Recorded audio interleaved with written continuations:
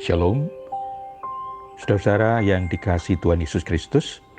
Bertemu kembali dalam renungan pagi Adrian Hidup. Puji Tuhan, Tuhan telah melindungi istirahat kita semalam dan pagi ini kita diberi kekuatan untuk melanjutkan kehidupan kita. Kita akan mendasari hidup kita hari ini dengan mendengarkan dan merenungkan firman Tuhan.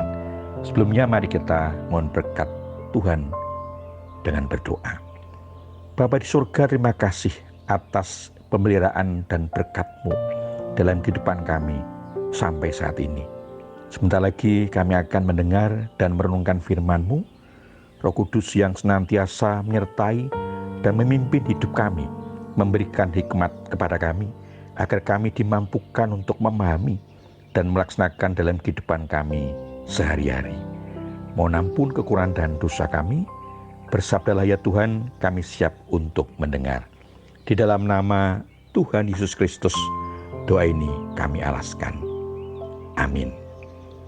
Saudaraku, firman Tuhan yang akan kita dengar dan renungkan bersama diambil dari Injil Lukas pasal 18 ayat 15 sampai dengan 17 yang tertulis demikian.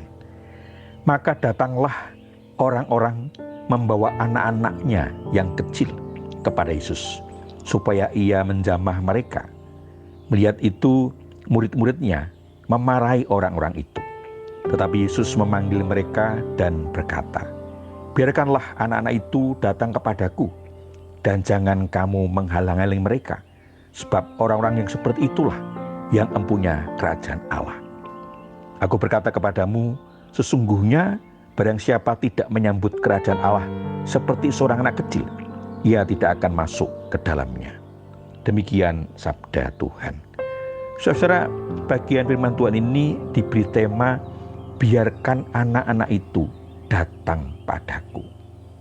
Saudaraku, anak-anak selalu kita bayangkan lincah, tidak mau diam, tidak mau duduk dengan tenang, tetapi terus bergerak. Ada saja yang dikerjakan, sukanya mau tahu apa saja, segala hal yang ada ditanyakan. Kalau Bapak Ibu mempunyai putra-putri seperti itu, bersyukurlah dan berbahagialah.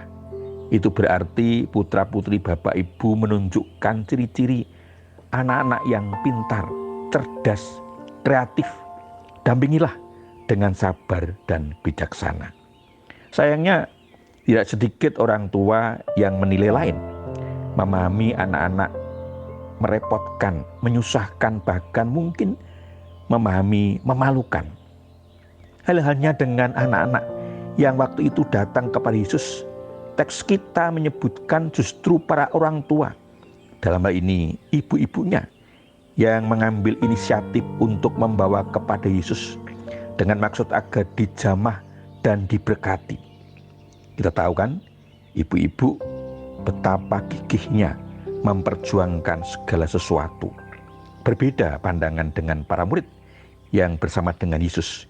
Bagi mereka, kedatangan anak-anak mengganggu aktivitas Tuhan Yesus yang sedang serius berbincang menyampaikan pengajarannya. Di samping itu, anak-anak tidak mengerti apa yang disampaikan Tuhan Yesus, karena apa yang disampaikan Tuhan Yesus untuk orang-orang dewasa. Berbeda lagi dengan pandangan Tuhan Yesus, justru memarahi para murid yang melarang anak-anak untuk datang kepadanya. Biarkanlah anak-anak itu datang kepadaku, dan jangan kamu menghalangi mereka. Hal itu dipakainya untuk menjadi contoh dan kiasan dalam pengajarannya. Orang-orang yang seperti itu yang empunya kerajaan Allah. Artinya, hanya orang-orang seperti anak-anak itulah yang empunya kerajaan Allah, yang sikapnya mau merendahkan diri, tidak sombong, yang tulus di hadapan Allah sebagai anak-anak kecil, yang haus akan pengajaran dan melakukan dengan taat dan setia. Puji Tuhan, betapa Tuhan yang peduli dan mengasihi kita. Bagaimana kita menghayati firman ini dalam kehidupan kita sehari-hari? Yang pertama, teruslah berjuang untuk datang mendekat kepada Tuhan Yesus, untuk mendengar, menerima pengajaran darinya, meskipun masih seperti anak-anak yang tidak mudah memahami pengajaran dari Tuhan, tetapi terus dan teruslah berjuang memahami dan meminta hikmat Tuhan agar dapat memahami dan menghayati dalam hidup dan menjadi berkat. Seperti anak-anak dalam bacaan kita ini, akan ada banyak kendala untuk sampai kepada tujuan, bisa bersekutu dengan Yesus. Bisa dari luar, dari diri kita, tantangan, hambatan, kesulitan, mungkin orang-orang di sekitar kita, situasi dan kondisi yang ada. Bahkan bisa juga datangnya dari dalam diri kita, kemalasan, mudah menyerah, tidak mau berjuang, tidak punya tekad yang kuat. Yang kedua, jangan takut pada halangan, rintangan untuk mencapai tujuan. Hidup dalam persekutuan dengan Kristus, itu adalah segala-galanya.